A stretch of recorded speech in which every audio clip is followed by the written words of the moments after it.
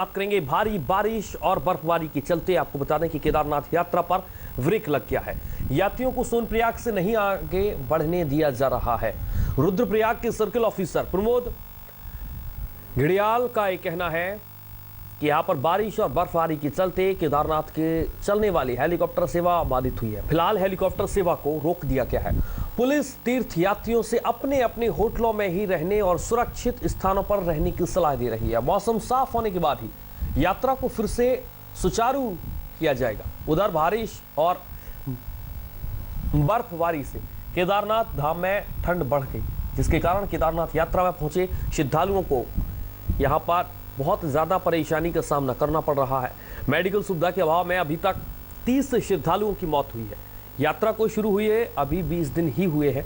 करीब 30 लाख से करीब 3 लाख से ज्यादा श्रद्धालु बाबा केदार के दर्शन कर चुके हैं।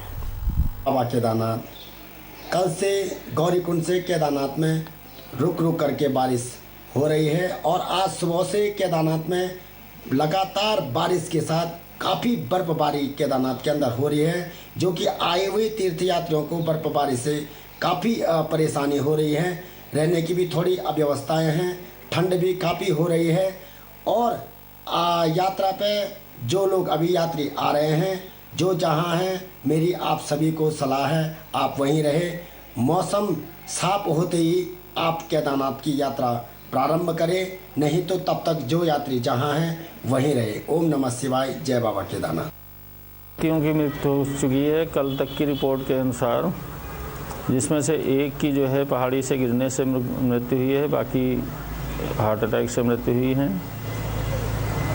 जो यात्री केदारनाथ आ रहे हैं उनको स्वास्थ्य विभाग की ओर से क्या सलाह दी जा रही है? स्वास्थ्य विभाग से ये सलाह दी जा रही है कि पहले तो अगर किसी के अंदर पहले लंबे समय से कोई कोमार्बिड स्टेज है, कोई भी बीमारी है, डायबिटीज, हाइपरटेंशन या हार्ट से संबंधित कोई बीमारी रही हो, तो वो यात्रा भी अवॉइड कर सकते हैं जब तक कि पूरी तरीके से फिट नहीं हो। और उनका जगह जगह पे हेल्थ चेकअप किया जा रहा है। ये एडवाइस दी जा रही है कि प्रॉपर गर्म कपड़ों के साथ में ही ऊपर यात्रा करें, क्योंकि दक्षिण भारत और गुजरात, महाराष्ट्र इधर से आने वाले यात्रियों के पास पर्याप्त गर्म कपड़े नहीं हो रहे हैं ऊपर जाने में भी। और सीधे इस पर ज्यादा जानकारी के लिए सीधे चलेंगे एसोसिएट एडिटर ज्योत्सना के पास। ज्योत्सना, बर्फबारी के कारण यात्रा में परेशानी लोगों को हो रही है और इसीलिए लोगों को अब आगे नहीं बढ़ने दिया जा रहा है। ज्योत्सना।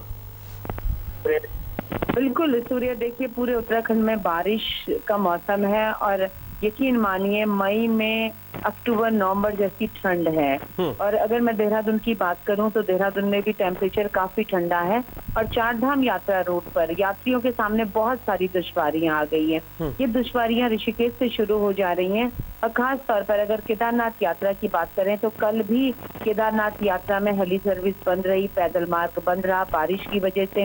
इससे पहले दिन भी लगभग यही हाल रहे।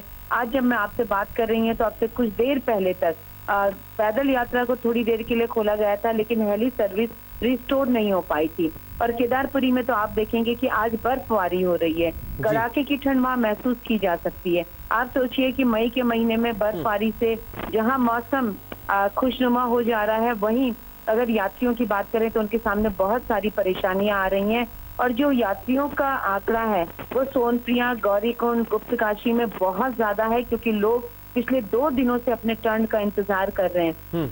लेकिन अब राहत यह है कि मौसम विभाग के मुताबिक 25 तारीख से मौसम ठीक होना शुरू हो जाएगा और जैसे ही मौसम ठीक होगा, चटक धूप खिलेगी, यात्रा फिर से सुचारू ढंग से चलने लगेगी। कमोवेश यही हाल यमुनोत्री, गंगोत्री का भी है कि एहतियातन जो प्रशासन है वो यात्रियों को सेफ जगह पर रोक दे रहा है, क्योंकि कहीं भी कोई लैंडस्लाइड होने से अप्रिय घटना का भी एक अंदेशा होता है। और उससे बड़ी बात कि यात्री हाईवे पर बीच रास्ते में रुक जाते हैं, जहां उनके न खाने पीने की व्यवस्था होती है, न रहने की व्यवस्था होती है। तो इसीलिए इस बार सरकार ने तय किया है कि जब भी मौसम खराब होगा, यात्रियों को सेफ जगह पर पहले ही रोक दिया जाएगा।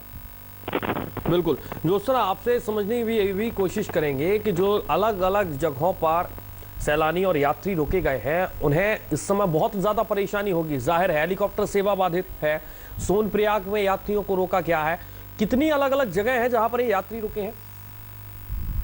देखिए, जैसे मैंने कहा कि यात्रा का जो शुभारंभ है वो ऋषिकेश से माना जाता है। ऋषिकेश में ही बायोमेट्रिक और फोटो रजिस्ट्रेशन होते हैं यात्रियों के, और उसके बाद उनका मूवमेंट होता है स्लॉट वाइज, यानी कि चारों धामों के लिए संख्या फिक्स कर दी गई है।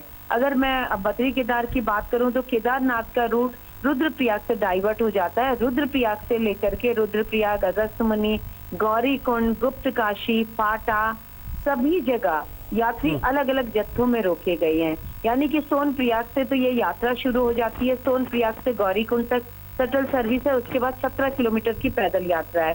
तो मौसम के मिजाज को देखते हुए जहां जिस तरीके की कैपेसिटी है, छोटी जगह है तो कम यात्री, बड़ी जगह है तो ज्यादा यात्री रोके गए हैं, और मौसम ठीक होने के बाद उन जत्थों को आगे किया जा रहा है। बद्रीनाथ जाने के लिए वैसे तो अभी रास्ता क्लियर है, हाईवे एकदम क्लियर है, लोग जा रहे हैं, लेकिन यात्रियों को ये कहा जा रहा है कि वो रात की जर्नी कतई ना करें, क्योंकि रात को अगर लैंडस्लाइड या कोई पत्थर आता है तो अप्रिय घटना हो सकती है।